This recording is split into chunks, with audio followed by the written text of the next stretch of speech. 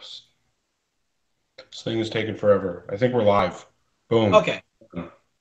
So I do want to mention the fact that usually we try to go live like right around 9 o'clock, and it is 9:03, uh, and I had some unforeseen issues on my end, but it was definitely not getting lost in a, a song that I'm working on for one of my bands. That was definitely not what happened.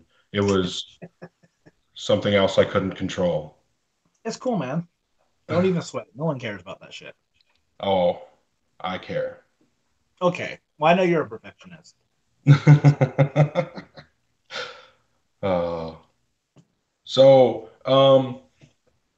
yeah, there's a couple things to talk about. I don't know how big of a deal to make of anything. Um, I don't know. Let's just dip our toes in and see where it takes us. well, um, the Bloodshot movie has a release date to start off on like probably the most positive thing. Um, it's that's the plus side, but the negative, the downside of that news is that it's in 2020. No, that's okay, man. Here's how I look at it. At least, um, we talked about this last week when it came to like they knew they were going to start shooting in a month. Usually shooting involves about 100 days or so. You have about a long time of post production after that point. So I actually thought, I think I said last week when we talked about it, we were probably looking at the Bloodshot movie happening in I think the fall of next year. So it's gonna be in the winter of the year after 2020. Um, Honestly, not that bad. It's an easy time to release a movie like that because once you do like May to end of summer, it's just like everybody's throwing out big movies. And at least at that point, they're not going up against Marvel. I think there's a DC movie that comes out either the week before or the week after. It's a fairly decent release date though, so I think it's a positive. I mean, I get that logic, but that just means that I have pretty much a year and a half to wait still before I get to see this movie. Man, it's gonna suck, like next summer when Sony's at Comic Con and they're like, "Hey, here's like that teaser footage of a Bloodshot," and then you're gonna have to wait like I don't know, like 8 months to see it. Then that's gonna be really rough for you. Yeah, I'm basically dying right now. Like, this is already too much. I'm just gonna quit comics altogether so I don't have to But deal with the stress of waiting for this movie to come out. so like right now we're recording this. The first full day of San Diego Comic Con's happening.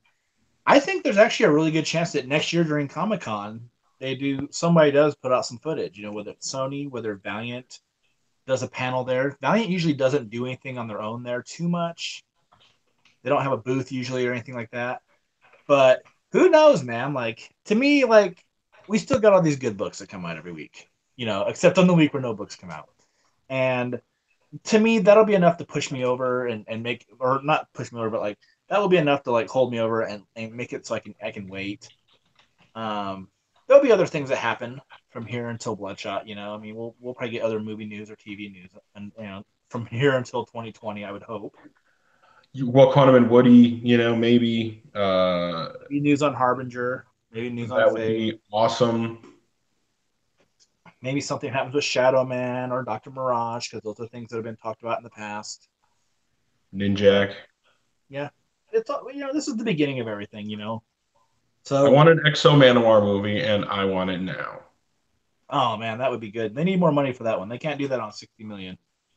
Yeah, Let's just go with a cheap budget, like or at least a that's cheap. true. Like, it would be easier from that logistical standpoint than like trying to do Harbinger first. Now that I think about it, because like if you're going to do an ensemble movie, you have to have an ensemble cast, right? Like Somewhat. you can't do a big budget or I mean relatively small budget in the large scheme of things, but tens of millions of dollars on a movie that's going to be ensemble movie and not have at least like three serious names. Bloodshot only needed like that makes sense to only have one like big name, and then you're kind of uh, able to get smaller named actors, C-list and whatever, um, and get away with that. Whereas, you would have to have, if you did Harbinger first, Harada would have to be a huge name, which would be really difficult to figure out. Um, um, Probably somebody like Chris or Pete would have to be a big name. Um, I don't know, probably at least one other one in there. See, to me, that one's hard because do you hire a big name to be one of the renegades, and then you know there's like two, three of the renegades that are just nobodies, like because then it almost feels like those are going to be the two that will eat up enough screen time, and the others might be left just like in the shadows of sorts. Um, I don't know. That one's really hard to say. Like I almost wonder if you could just get by with having like a big name villain. Has to be an Asian guy, preferably Japanese, to be Harada because that's what the character is. I don't think it works if it's something different. It's okay to just go with an Asian guy for the bad guy because Harada is what Harada is. But if you have a big name villain, is it okay then just to find like five kids who can act? I mean, it just depends, I guess. Like if Bloodshot just slays at the theater and they just get all this money and it looks like then the Valiant properties are a viable thing for the screen, then maybe then they're like, yeah, we can put in $100 million on a budget for Harbinger. But I feel like if it doesn't do that, who knows what happens to even the chance of Harbinger happening. But I think you could do it with like young actors. I mean, you just need younger actors because they're all kids. They're all roughly teenage, you know. Yeah, Um, early 20s at the oldest. yeah, and I don't think you necessarily have to have big names. It just really depends upon how much you have to pay people, if it works within budget. In the But beginning of Harbinger, Dysart's Run, aren't they all in high school? no, because like Flamingo's like Oh no, early not 20s. Flamingo, but Faith, I don't think is in school. Faith wasn't. I thought Faith was in school, and like in the first issue, Pete stopped Chris like while she was on her way to school. Pete and Chris might have been because I think they were close to the same age. But Yeah, they um, were supposed to be the same age. but Yeah, Jason says I think I don't Torque is think in a they were bed. Torque was in a bed, so yeah, he wasn't going to school, but he he was younger than um Pete and Chris. yeah, he's definitely younger than them. He's the only one that's probably like a kid still. Yeah, he was like 12 or something, 13 maybe. I don't know. I'd have to go back and read, which wouldn't be the worst thing. But Yeah, that was Dysart's Run. It's been a long time since I think I only ever read that stuff once. When I finally had 1 through 25, I just sat down and read the whole thing. see, that's the thing that bugs me is I feel like I should know the answer of like all their ages, or at least like roughly like how old they are. Well, Anthony is confirming that they're all high school age except Flamingo, which makes sense because Flamingo Yeah. would definitely be in her 20s. Yeah. Yeah. He's saying she was like 21. I would say anywhere between like 21 and 23. Also, Oh, she should be alive and not Torque. But Josh, why don't you just turn around and grab the hardcover off of your shelf, Tor says. um, We can look it all up right now. just Receipts. have the episode where I just sit here and read. Yeah, dude, that'll be a great episode. And you're like, well, then on the next page, it starts off with a panel. uh, It'll be it's so early to talk Harbinger. That one will be definitely fun to talk about once it gets yeah, into once we like get casting news or something, or even just a confirmation that it's definitely going to be produced. yeah. For now, all But we have is Bloodshot, and so every week there's just a tiny sliver of Bloodshot news, and Eric and I gush over for 10 to 15 minutes. okay, But so goddamn it, we're then fans. the other thing is the fact that DMG's stock was dropping really bad. I'll be honest with Oh you, I haven't yeah, kept up with this, so I don't know where it's at right now. I know that that's like super professional, but nobody's paying me, so I don't have to be professional. Well, the last time I saw, the stock was around like $6 and some change. It had dropped about 60% in the Chinese market. And, I know everybody's stock is doing a little rough here and there, or at least that's what people say. Like when I've asked questions about stock, people be like, oh, everybody's stock is doing really bad. But that seems really bad. And I'm not sure if it's a case of trying to restructure a company, you know, taking on assets, losing assets, whatever it might be. But to me, like just as a person who doesn't know jack shit, that seems really bad. Like I don't know if it's gonna be bad enough whereas they can't publish Valiant's comic book line. It seems like at least Sony's handling like the movies, at least the first movie. And who knows what a successful movie does for DMG, but man, that just seems really bad. That's a lot of money, tied up in stock to have that much of a percentage drop. Yeah. But again, I don't know, and I don't know very much about stock. Yeah. No, I know nothing about the stock market, so it is hard to, from that perspective, it's really hard to speculate or say anything about it. But on the other hand, it seems pretty intuitive that it's a bad sign. But sometimes the intuitive isn't the true, you know? It would be really weird if like, I mean, I know we've all talked about like we've joked, here and there, not all of us, but like a few of us joked about how like the past is like doomed to repeat itself with Valiant. Like Valiant, they got rid of the guys that were running it before. They got rid of Shooter, and then eventually, Claim was running stuff, and they went out of business. And we've joked about that how they've gotten rid of Dinesh, and DMG has taken over, and now DMG doesn't look like they're in great shape. So it would be really weird. Like it would be a really weird twist of fate if like the past repeats itself on that kind of level. Well, The only Jason thing is suggesting that Sony buy up Valiant, install Dinesh as creative director and overseer, and then basically be able to keep publishing the comics. Um, it's a and good then idea. they would be able to keep the trademarks. But then Valiant becomes another corporate owned comic book company. It's, you know what I mean? Like, Well, there's a good and bad to it. Like the bad part of it is that how much does Sony know about publishing?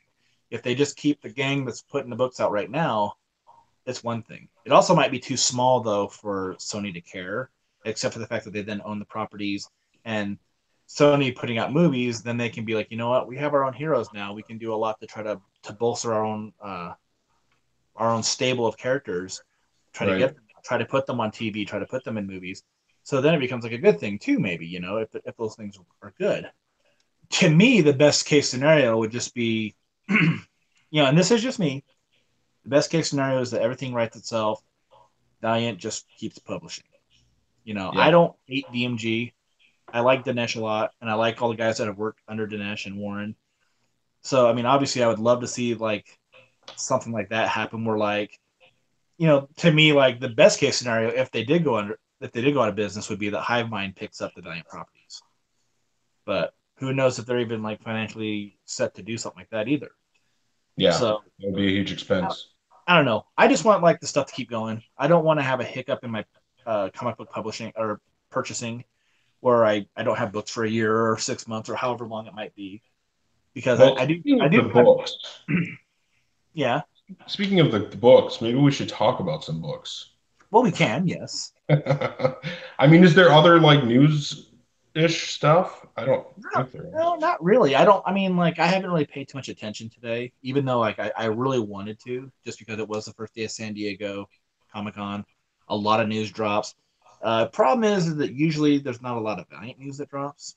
Yeah. So the only thing I can think of is that tomorrow, at the retailers' luncheon or breakfast or whatever it might be, Valiant's got a different initiative for variant covers that they're going to roll out with Bloodshot, Yeah. Bloodshot and Spirit. I'm really curious to see what that might be. Um, it does seem like if I looked at things correctly on at least on DCBS, there wasn't a bunch of 1 in 50 covers anymore, or at least they're not selling them. I don't know what it might be, but I'm curious to see what they're going to do as far as like a cover initiative that they're going to try and roll out.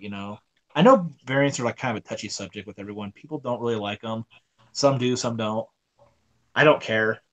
Whatever it takes to get the books in a shop. Sometimes it's like the lesser two evils just to get the variants that way. But I don't know. I have no idea what it could even be as far as like a different gimmicky cover. What about you? Yeah, no, that's about all I can say. I know Hoosier and I were talking a little bit about it on Tuesday, I and was gonna say I watched Hoodoo that night. It was good stuff, man. You were good on there. yeah, sure. You don't have to lie. I did watch. Uh, no, I appreciate that. Thank you. I didn't Um, watch it live, but I well, watched it like damn it. later that night on That Tuesday because I doesn't was like, count oh, then. That doesn't even yeah, count. it kind of counts, man. I don't know. That seems iffy. I'll do the math and get back to you. Um, but yeah, I have no idea what the cover that they're going to reveal could be. I think it's cool as a Bloodshot fan that they're doing something and pushing Bloodshot. Obviously, that's probably because Bloodshot is the character with the most buzzworthy news around him right now. So adding his name to anything is going to probably be a positive thing for them.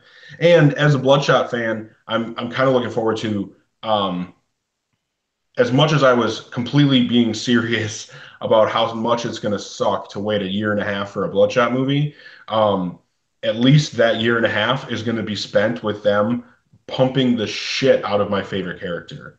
You know what I mean? Like they're going to spend more time and energy promoting Bloodshot and doing Bloodshot centered things than anything else, guaranteed, because they want that movie to be successful and build name. You know what I mean? They want to build name recognition for the character so by the time the movie comes out, it's successful enough to justify doing a Harbinger and doing whatever, blah, blah, blah. And hopefully, anybody who wants to see an Exo Manowar movie, a Harbinger movie, a Divinity movie, the Quantum and Woody TV series, anybody who wants those things to become a reality someday, I would recommend getting on board and supporting the hell out of whatever Valiant does to push Bloodshot because supporting and promoting that is what's going to bring enough people, put enough asses in enough seats to make enough money for Bloodshot that the rest of it will come. So even if you're not super stoked on, Vin Diesel being Bloodshot, the fact that, whether or not that movie does well determines whether you get to see your favorite character on the screen. So Oh if yeah, if they were doing Dr. Mirage first, and she's probably one of my least favorite Valiant characters, I would support the fuck out of that and pump it and be, just as vocal and whatever as the fact that it's Bloodshot, because the only way I'm going to get Bloodshot on screen in that scenario is by supporting Dr. Mirage and making sure others do as well. So fair enough, man. Fair enough. yeah, it's my soapbox on that.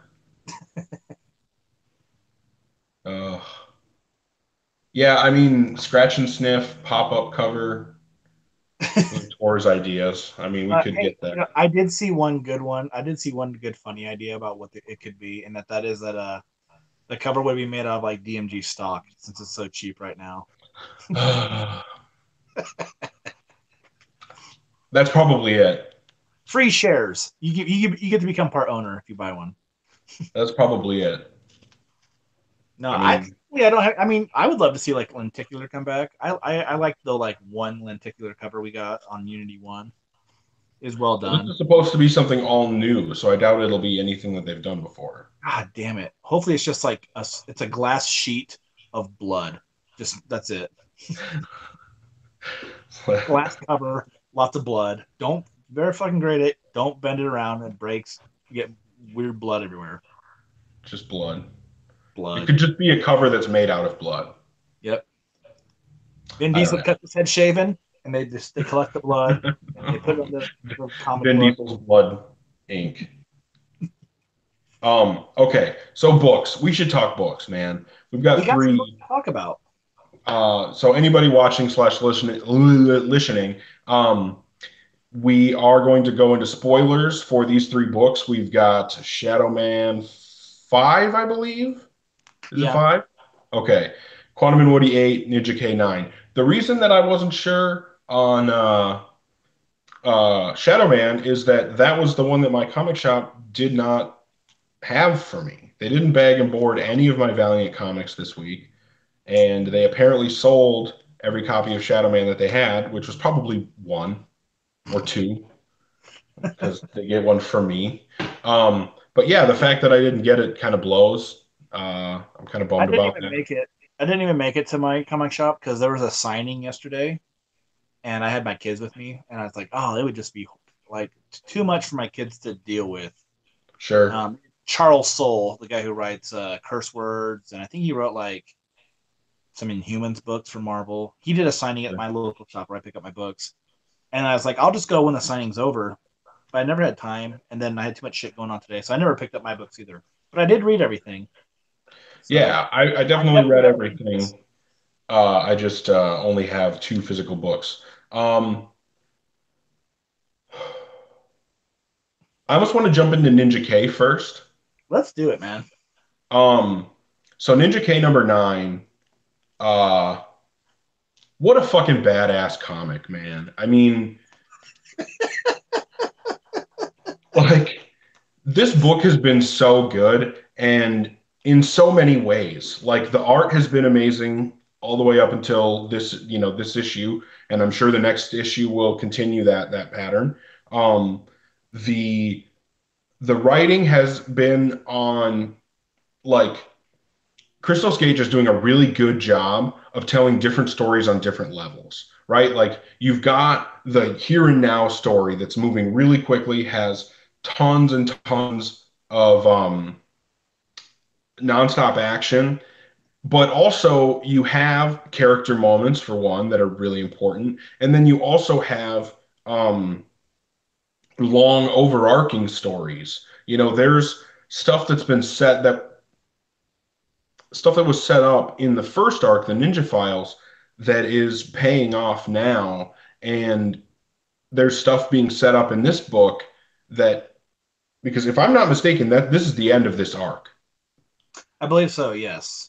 So the way that everything works out in this book is completely unexpected and throws an enormous wrench into possibly the entire Valiant universe for a while.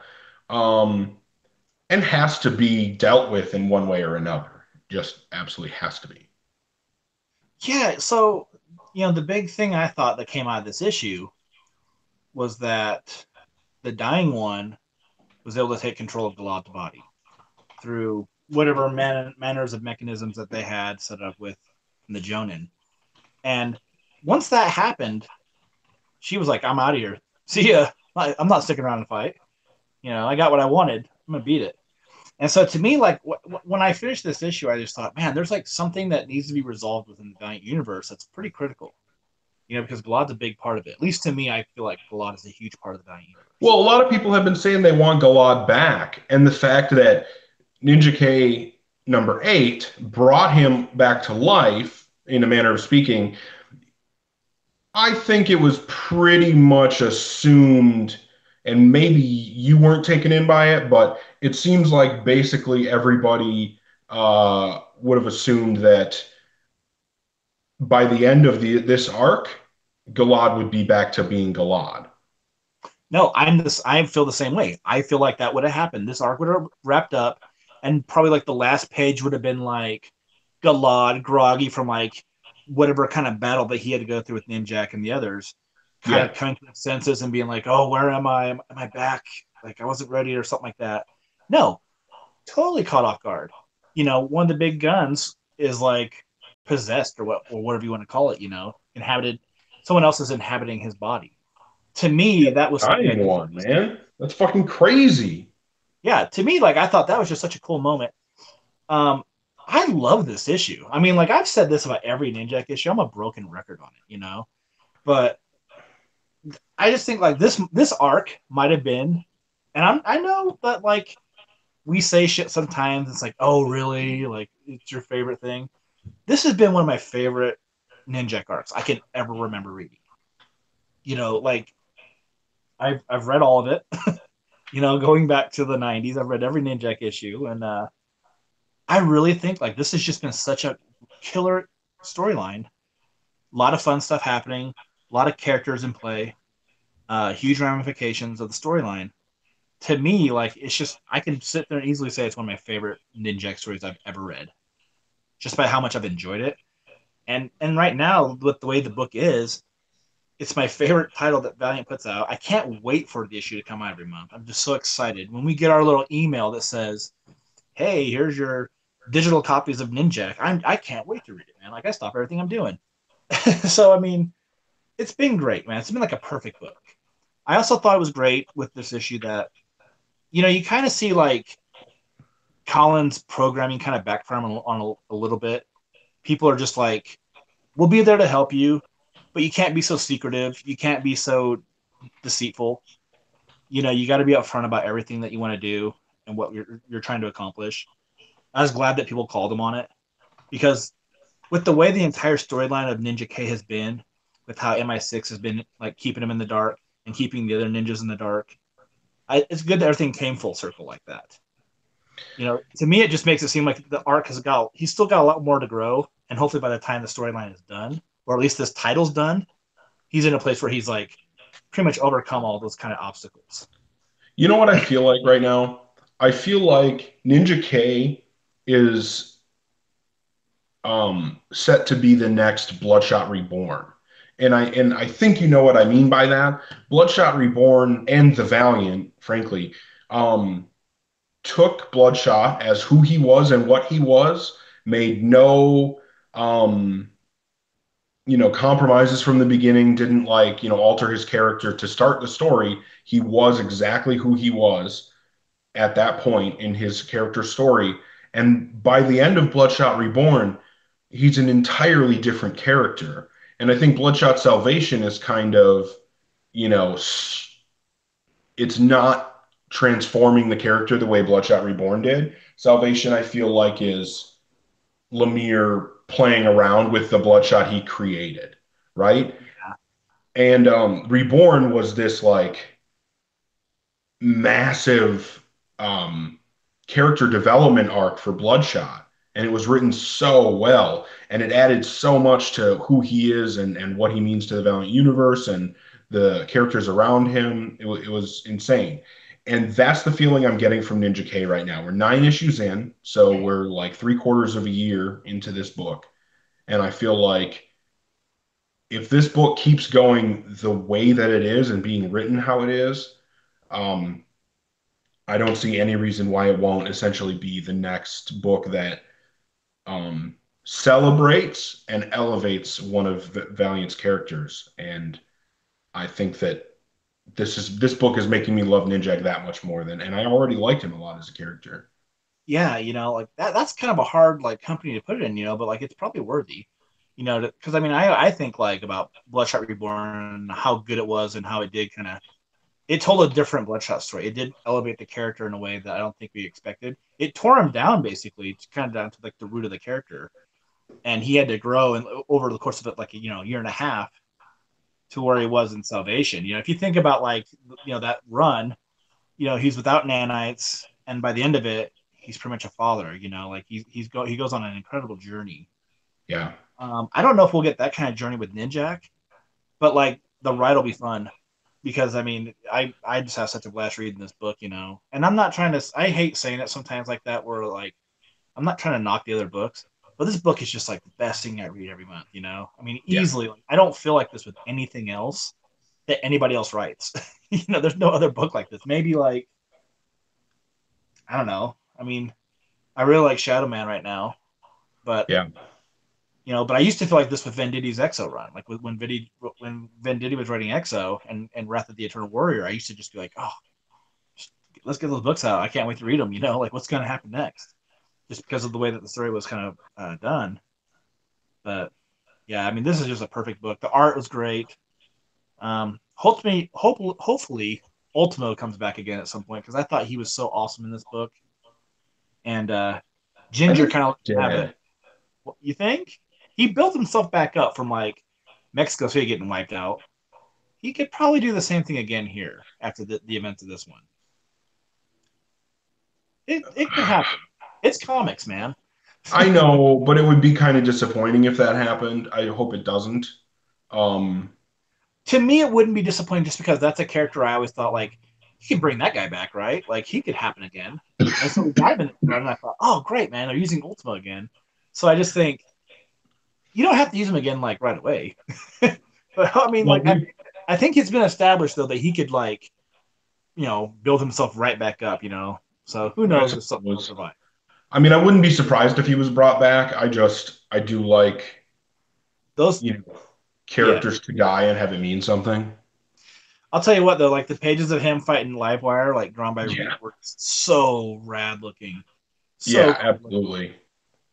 I thought Coasty uh, didn't have as big of a role as I would have liked, but at least she was still like included.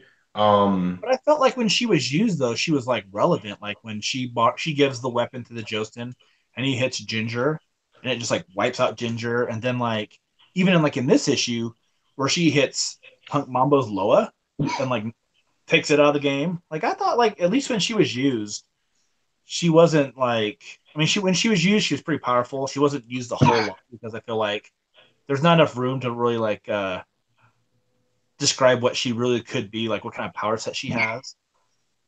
So I don't know. Overall, like I feel like I can't wait for the trade of this one to come out. I feel like I want to write a review for Outright Geekery when it happens, just yeah, because I've sure. enjoyed it so much, and it'd be fun to go back and read it again. Like this, that's the real like joy of comics. Sometimes is like you buy comics every month or every week, and you're like, oh, I might go back and read this. I already know that I'm gonna go back and read that one again. Like to me, like this already has the feelings of a classic story. So I'm just looking at the pages. There's this 3-page sequence, and maybe well, I mean, I guess it's a longer scene, but the 3-page sequence when Ninjak convinces the thing inhabiting Galad to leave Galad, and then um, basically turns him, and it's like, oh, it's normal Galad, and then the whole next page is Galad fighting them, and they're like, what's going on? Oh fuck, the dying one killed herself, and then that panel of you see he has the green and brown eyes. Yeah, That that I thought was amazing. I just thought the way that that sequence was handled, it read so well. Like Jason pointed out, um, Reap's art in this book is amazing. The way that he, like, the emotions that he's getting across on every character's face, the way that he's portraying all the action, which is absolutely awesome. He's drawing every character as an individual. Sometimes certain artists will like everybody looks the same. I can think of a few off the top of my head that do that. And Reap definitely does not do that. Every character looks like themselves and only themselves. Um, yeah, this is just an amazing book. Uh, Belair on art, it's always awesome. Ginger coming back was so fucking cool. Like I'm just paging through this and yeah, and then like you said at the end, and oh, one of the things I really wanted to mention, Livewire kind of had the conversation that she had with Ninjak after other people were kind of like, hey, this is how it is. She went a little deeper with it, obviously, because of their relationship. And I felt like that was a really awesome moment. And you're kind of seeing the strength that she has as a character. I think she's really being celebrated by Valiant right now. And that makes me really happy. I love her. And yeah, I think that this book is elevating every character on its pages. yeah. I even liked how I thought like even when it was all said and done, like Ginger was cool. Ginger had a limited role because of how things played out with the character. I thought Dr. Mirage was handled great in this, and her spirit husband, Punk Mambo, was awesome. I tend to like Punk Mambo and everything though. Like it's just a super cool character. Livewire was rad. Ninjak was rad. The bad guys were awesome. They pretty much all have survived. Pretty much. We don't know, I guess, all the way. So my grade on this book is a 5. Like I'm so absolutely impressed with it. Crystal Gage just does nothing wrong with this character, and Juan Jose Reap is just like the best artist that, for me at least, that works at Valiant. So for to me, it's just a perfect book. I'm enjoying it so much, and even next month, I know that Reap's gone, but we get Larry Stroman, who's done a lot of Marvel work and some image work. He's inked by Ryan Wynn. I've seen a lot of the preview pages on Twitter. I'm already excited for it too. Like I can't tell too much about like the story, but it will. I think it'll still look pretty good. So it's a 5. I'm also at a five. David chimed in at a 4.25, and that honestly feel like that's still a high score, but I feel like that's low for this book. Like, I mean, obviously your score is valid, David. I'm definitely not here Everyone's to tell you score is that it's valid. not. Huh? I mean, I would wonder, like, I mean, sometimes the thing is, like, there are twists that happen that can sometimes turn you off of a story. So maybe there's things like that. Maybe something like someone doesn't like Reap's art. I mean, it's okay. Whatever it is, that's cool. Thanks for reading the book. It's awesome to have more Valiant fans. So it's all good. Yeah. But anyway, no, I'm at a five as well. I think that this book is essentially perfect. I mean, it is very difficult to find anything that I would change about this book. Um, yeah, I mean I ranted for quite a while about it, so I don't think I need to go any I think we further. both did. I think we did Yeah. a pretty long review of this. I'd like to talk about Shadow Man next. Okay. Um, oh, David said he didn't like the art as much as us. I totally understand. I actually, if you go back and listen to old episodes of Get Valiant, you'll hear that I used to not be a really big Reap fan, but he actually won me over, I think, around the time that he did a couple issues of Wrath of the Eternal Warrior. And he's grown on me more and more since then. And I think his style has developed since then. And I've watched it develop and been a really big fan of the direction he's gone. So I totally understand you not enjoying the art as much as we did, but we're both really big fans of Reap. But anyway, Shadow Man, um, it's this is another book where I agree that for me, Ninja K is the best book on the shelf. Like if anybody asks me what's the best comic book that you're reading right now, it's easily Ninja K. And then I think number two answer right after that from any publisher has to be Shadow Man. That book is just we're only 5 issues in. Like at least at Ninja K, we're 9 issues in, and we can tell how amazing it is.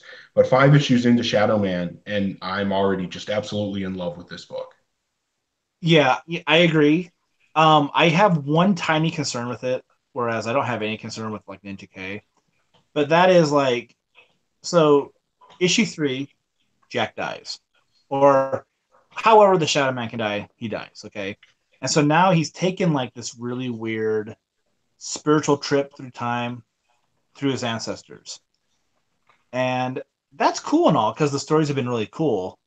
But I feel like, to be fair, I would criticize any book that does this. I'm critical of like Exo Man of War when we get these stories that are set so far in the past that really don't have any bearing upon what's going to happen in the current day in the book. So I feel like, to be fair, I have to have that same kind of critique here with Shadow Man. However, I've really enjoyed the two stories that we've gotten because they've both been done in one. You could read either of these stories and kind of get a feel for the character of the supernatural dark power and awesomeness that's going on within the story. It just kind of stinks where you're like, man, when's Jack going to get back to being Jack in the current time? Especially after all the time we've waited for him to get to that point as it is. Okay. But again, I really like the book. Like this story set back, the late 1800s with one of his descendants. And I feel like this was an issue I wish I would have had a little more time to, after I read it, looked up a little bit of the stuff about it. I just felt like I feel like Diggle does really good research with all the books that he writes as it is anyway.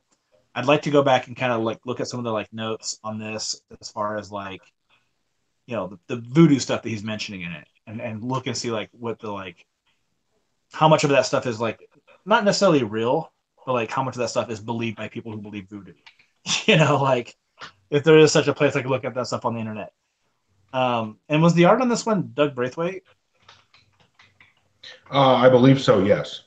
Yeah, I thought the art here looked great. I thought it looked better than that latest issue of Bloodshot Salvation, personally. But I thought it was just a great issue. It was really cool. So I just kind of hope that we're not going to get. I mean, I think the next issue is another story set in the past of like maybe like the first Shadow Man. Yeah, it's like the beginning So of humanity or whatever, beginning of time. yeah, so I'm hoping like pretty soon like they kind of wrap it up a little bit, just because we've spent a lot of time getting the character back to where he needed to be in the Valiant universe. And then with the way the storyline worked, he died, and now he's doing the spiritual journey. I just hope the journey just wraps up soon. I mean, obviously we know that he's not gonna be dead forever, I but just feel like this journey is really important, and I understand like wanting oh to yeah, get. I agree with that part. I agree with that part. It's important. I, well, I understand with wanting to get to the issues where beyond this, but I don't want this to be rushed because I think that the more appropriate amount of time, like I'm not saying spend forever doing these flashbacks, but as long as the appropriate amount of time is spent on it and it's not rushed, it's going to pay off, a lot more down the road. I think that if this run goes to 12 and beyond, 24, 25 issues, we're going to find out that, these issues are the seeds of a lot of character growth. So I think that's what's being those seeds are what's being sown here, and it wasn't made as obvious in this issue as it was in the previous issue, where we kind of got more of Jack's thoughts and he was, kind of commenting a little bit on the things that were happening and how they made him think differently about certain things. And I think that that's still going on in this issue. And I imagine it'll still be going on in the next issue, even if it's not focused on. And I think by the time Jack gets back and is himself, we're going to move on from there. And he's going to start learning how to apply what he's learning during this journey to the world around him and to being a better version of Shadow Man. And since my biggest wish for Shadow Man was to have him completely changed. If this can be the Bloodshot Reborn for Shadow Man, I will be absolutely stoked. I feel like you want every book to be the Bloodshot Reborn of that character. That's the Yes, kind of conversations we've had tonight. No, I totally agree with that. you're right. You're 100% right. Yeah. Um, it was great to see Sandria Dark again. Yes. Even if it was just sort of like a little moment. Um, man, this was just a good story. It's always hard to kind of get into these ones too much. I don't want to like spoil the whole issue, even though we do talk spoilers. It's a nice, but the thing that's been nice about these last two issues, they have just been story wraps up after each issue, and then the journey begins again. Um, it's a cool book. It's definitely cool. The art changes have been they've worked with like what the story has been too. I thought like the way the book looked fit the tone of the story perfect. I thought. Marius looked like a total badass. Yeah. Like Oh yeah, after he he looked came out of the awesome. grave. Oh yeah, he looks so rad. Um, yeah, I think for me, like on this one, I'm gonna go about a 4.5 on this one. I like it a lot. My problem isn't even with the issue. Like, I mean, I think like it's kind of unfair. I mean, but my only qualm is just like I just don't want this whole title to be like him drifting in and out of his like former family members. I guess is really where I'm going. But great issue, awesome book. Almost as good as Ninjak, but Ninjak's just such a great book, or Ninja K, I should say. But awesome. I'm probably going to come in just a hair under you at 4.25.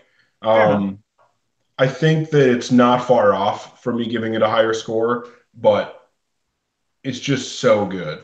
Uh, just so good. Yeah, there's not a lot to say. I mean, I have confidence that we're going to get one, maybe two more issues before Jack is back as Yeah, Jack. I think it's coming soon, but we'll I feel like see. I feel like it's probably going to be not the next issue. Either the next issue ends where he goes back, or it's going to be the issue after. That's what I'm calling it as Fair enough. for Um, the trade. For the trade. so this next one that we can talk about, Kwame and Woody. I loved this cover, even though it kind of doesn't really apply to the book Yeah, because they're not clanging. Um, so Elliot Rahal did those two issues that kind of tied into Harbinger Wars 2, sort of a little bit, I guess, more the first one than the second one. But as much as I was expecting this to be like the beginning of a new arc, and you could argue that it is, it's really just a continuation of what he did in those two issues.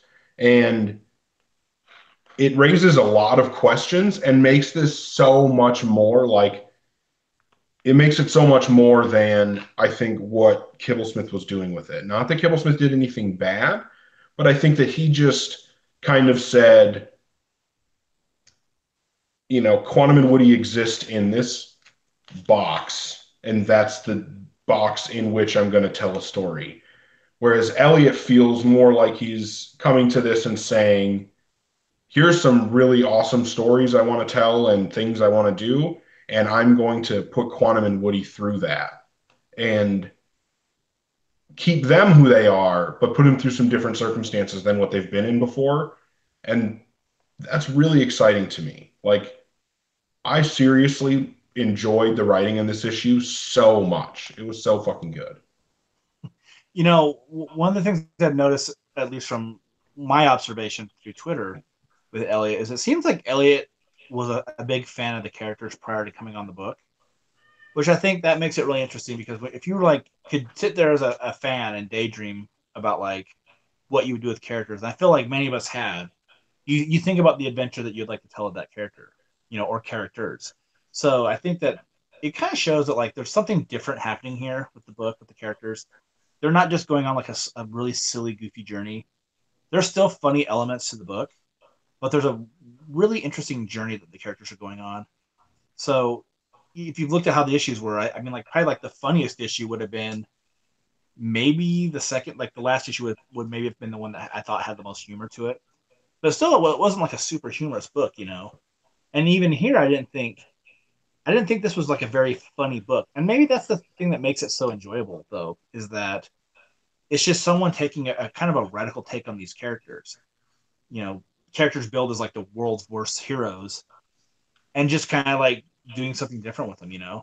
Like so from like where this issue starts off is that they don't have their quantum bands, and it seems like the further away they get from each other, their powers begin to manifest again, and their lives are so vastly different. They believe that though when they came back to the world though, that they brought elements with them from the other one. In the form, one of them might be in the form of a guy with no facial features. He's just a guy, just a really weird looking character. And Quantum's married and doesn't remember how it happened. Woody seems to be the one that's like the anchor of the whole storyline, though, where he's got the knowledge of both worlds that they've lived in. No, Quantum had the knowledge of both worlds too. He thought that they had left the old one behind, and that's why he's so confused what happened to wife. Oh, okay. And maybe I missed that part of it then. But Um, I but yeah, this this guy with no face, like, what is that guy's deal? I thought that was a really cool part of this issue. And then it ends on the cliffhanger of some dinosaur looking thing rocketing toward Earth yeah, that I'm sure Quantum and Woody are going to deal with very poorly as they tend to do. Um, I yeah, I, man, I thought the writing on this was so strong. And I mean like and I generally like Quantum Woody. I've read all of it. I'm a person that in the fandom tends to like everything that happens with the characters. So here, like liking the book is not the shocker. I think what shocks me is that it's got such a departure from what it normally is, and it's still really enjoyable. So I'm glad Elliot Rahal is taking the chance of doing something just his own story, his own take on things, and it seems to me like it works. I think it's working super well. I want to say like Joe Eisma on art. I was super excited when I heard about him doing it. And I think that for a lot of books, honestly, like he has a style that I wouldn't love on a lot of things. And it only would work in certain scenarios. And I think Faith and this Quantum and Woody book are a couple of the specific scenarios where I can enjoy this style of art. And he's really good at what he does. So the fact that this style fits, even though I'm not, like I said, not normally a big fan of this style, but this style fits this story, and he's really good at his style. And it just makes it really, I don't know. I think that the art works really well for this book. When there needs to be action, there's action. I think that like that silent, like what was it? Like about a page and a half. There's a silent page and a half with the no face guy. Um, and then, like I said, that cliffhanger at the end, all of the character stuff. I think that all the moments between Quantum and Woody are really, intimate and feel legitimate. Um, yeah, I think that this has been really well written. I think it's a really interesting story already, and I can't wait to see where it goes. I come in at Uh, a 4.25 again. This is a super, super solid book. Yeah. So like for me, like the only thing I wasn't really impressed with was Joe Eisman's art on this, and he does a good job. I mean, for me though, I mean, I would have liked something just a tad bit better from him, but like it's still pretty good. For me, I'm gonna go with this out of four. For me, like the writing would be like a 4.5. The art would be about it's a four. It's a good book. Um, I'm really curious about where this story's going though, because I think like this is just such a different take, and I know that Elliot has said on Twitter like the last will come back. The funny stuff's on its way. Like so. I mean, like I feel like he knows what he's doing. He's in control. He's setting so much stuff up that I think that this could be a long-term story. You know what I mean? I think that he could carry this book to 18, 20, 25 issues. And It's gonna I'm go at least 12. We know that with the pre-order editions. So to me, like keep it coming. Like I mean, it's just really entertaining stuff. It'd be good to see the book continue past that point as it is anyway. But I say if you're on the fence with the book, just enjoy it because I don't think someone else would try to do this with the characters. I think someone else would just try to do like what's already been done before. So if you want yeah, something different done, this is the way to go with it. yeah, I think that this would be a great time for a new reader to pick up these characters because it is such a different take on them. It seems like, this could really get somebody into the characters to watch this new version of them be created by Elliot. Yeah, I really love what he's doing with the book. I definitely hope that it continues to be anywhere near the quality that it is. Honestly, I think that these three are my favorite books at Valiant right now. Um, And I could see it. because I could really, Bloodshot, I'm trying to think what would be my third favorite book, and like, I like Cloud and Woody. So, I mean, I guess like maybe by default that would be mine too, because, past that, I haven't been very impressed with Exo Man of War. I'm not very impressed with Salvation, you know. But to me though, one thing that I think my enjoyment of Salvation hinges on is how it wraps up. yeah, I'm So with you on I that. feel like it could seriously swing just because of the talent of Jeff Lemire. My enjoyment of that entire title could just change if it had like a perfect last issue to send everything off. But Yeah, depending on how Salvation ends, I will either definitely reread it as soon as I can, or I will definitely never read the title again. yeah, It's kind of yeah, it's going to be one or the other. Either I'm going to want to reread it soon, or I'm just never ever going to read the book again. Um, because yeah, if the last issue flops, ugh. But anyway, no, I think that we've got three really good books out of this. I like.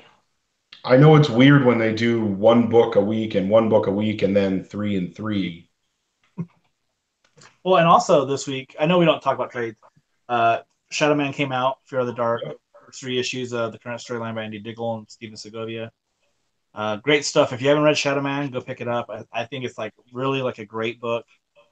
Definitely like I definitely feel like it's the start of where like we want Jack to be, and then it ends how it ends. But like I really liked it. I read it again today. I read the digital copy and wrote something up about it. Uh, just good stuff. I feel like Valiant like is really firing very well on like the good books right now. The books that I would suspect that they wouldn't do as good on. Like like to me, like Ninja K could have been bad. It's been awesome. Quantum Woody could have been bad. It's been awesome. Harbinger Wars could be better. EXO could be better. Bloodshot could be better. It's just weird how it all works sometimes. But Shadow Man is awesome right now. Pick it up. Um, well, next week we're getting a new book. I think you read Lost Eagles of Rome #1, didn't you? I did, yes. I have not read that yet. Um, You gotta read it, man. yeah, I'm really interested to see what that ends up being. We're, as of next week, we'll be three-quarters of the way through the main story in Harbinger Wars 2. That's going to be really interesting to see. So much is going on in that book. that I think the next couple issues will really determine whether, how good of an event it ends up being.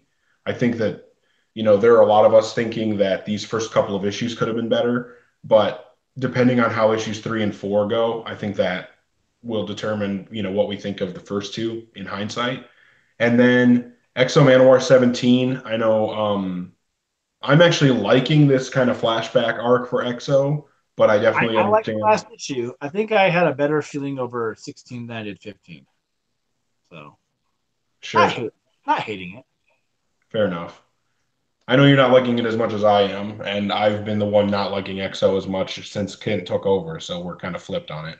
Yeah, but that's okay. Um, I think what's weird about it is I think that there's been quite a few times where you liked an issue of EXO and then I didn't like it, but then I would like an issue and you wouldn't feel as strongly about it. So right. like at some point we're gonna get back there, and it's gonna be when Reap goes on art in like two more issues. That's then we're gonna both be like, this book is the shit. Oh, speaking of which, man, that page that they put out where like the armor is coming on to Arik or whatever, like that shit's amazing. Yeah, it looks so cool. I can't wait to see it colored. It's fucking badass. Yeah. Um, so that's kind of the Valiant stuff. Jason had because I obviously I talk about I'm a Batman fan, and Jason was asking since I think he's saying since he's a Batman fan, he wants to know my thoughts on the Titans preview. Josh, did you see that? Oh, I watched it. Yeah, I, What'd you I think? thought it looked terrible. I just thought it looked so bad, personally. And I've read the Titans forever, man. Like I grew up on it. Like I grew up on Uncanny X-Men, and to me, like it's just so goddamn dark, and it's just not that dark a book ever. It doesn't need to be that dark. It doesn't need to be fucking Teen Titans Go or even like the other cartoon version. But man, it just doesn't look great. But I mean, I'm judging that off of a trailer that they're putting out to try to get people talking about it. I feel like they definitely got people talking about it. But having a Robin that seems so like negative about Batman like is so weird because like I can't think of any Batman that would be or any of the Robins that would even be like that drastic in their approach. I don't know. Not impressed. Not impressed. But I mean, who cares what I think? So here's my whole thing. Like, I like things that are dark and gritty, you Well, I know? like Dark and Gritty too, but like just like I also don't care about those characters. Like I've never cared about the cartoons. I mean, Dick, I liked when he was Batman, and I've liked a little bit of Nightwing stuff, but not that much. And I don't care about the Teen Titans. I don't care about the Titans. I don't. I just don't care. So to me, like seeing a version of them that is closer to other things I do like actually makes them a little bit more appealing. But I still don't care. Like I just don't care about the characters, and I don't really have that big of a concern about them getting a series or even what DC is doing with their streaming thing. As soon as they put out something that actually, involves characters that matter to me or a storyline that I really need to see, like then I'll start caring to some degree, but I just don't care about the Titans right now. yeah, I Um, think I think to me, like when you look at the things that they've already talked about trying to do on their streaming service, like Swamp Thing, Swamp Thing should be super fucking dark. Should just not like be gritty, but it should be like really, really dark stuff, really dark material. Like that's how the character thrives. To me, like I don't view Wonder Woman as like that dark a movie. I thought like DC did a good job with that one, and I don't know what to make of like the stills I've seen from Shazam. Shazam looks really lighthearted.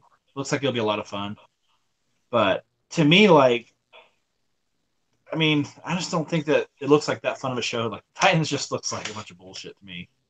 But Fair you know, enough. I I'm gonna. just honestly like the most I can say about it is it made me more interested in watching something to do with the Teen Titans than I have been probably ever. So in that sense, I would say it was a positive. Um, Hmm. but yeah, I don't I don't really care. Anyway, so wanted to answer that fan request and talk about that. I actually do need to get rolling. Uh, as as a guy who now drives like almost 40 minutes to work and has to be there earlier than when I had shorter to drive, I need to get to bed. All right, fair enough. All right. Well, thank you everybody for tuning in, for chatting with us. David, Sean hopping on near the end, Jason, Anthony was in here hanging out with us, Tor. Uh, I love you all, but especially Tor. You're my boy, Tor. Um, Ah, yeah. And yeah, so thanks everybody. Thanks again, Josh. I mean, this 91 episodes, that's fucking crazy. Um, but signing off, I'm Eric Baumgard. I'm Josh Rathbun. And stay in your K, everybody. Fuck Batman.